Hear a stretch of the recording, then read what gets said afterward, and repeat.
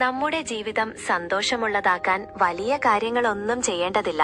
നന്ദി പറയാനുള്ള ഒരു മനസ്സ് മാത്രം മതി. പലപ്പോഴും ഇല്ലാത്ത കാര്യങ്ങളെ ഓർത്ത് സങ്കടപ്പെടാനാണ് നമുക്ക് സമയം.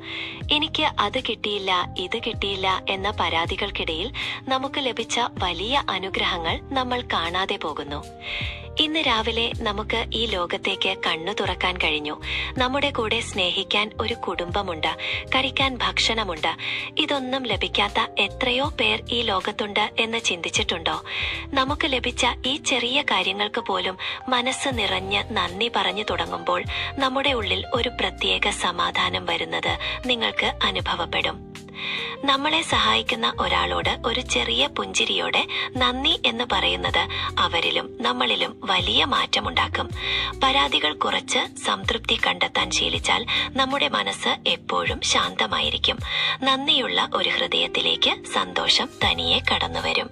അതുകൊണ്ട് ഇന്നു മുതൽ പരാതികൾ മാറ്റിവെക്കാം. നമുക്കുള്ള നല്ല കാര്യങ്ങളെ ഓർത്ത് നന്ദിയുള്ളവരായിരിക്കാം. ഈ കൊച്ചുമാറ്റം നിങ്ങളുടെ ജീവിതത്തെ എത്രത്തോളം മനോഹരമാക്കുമെന്ന് നിങ്ങൾ തന്നെ ഒന്ന് പരീക്ഷിച്ചു നോക്കൂ.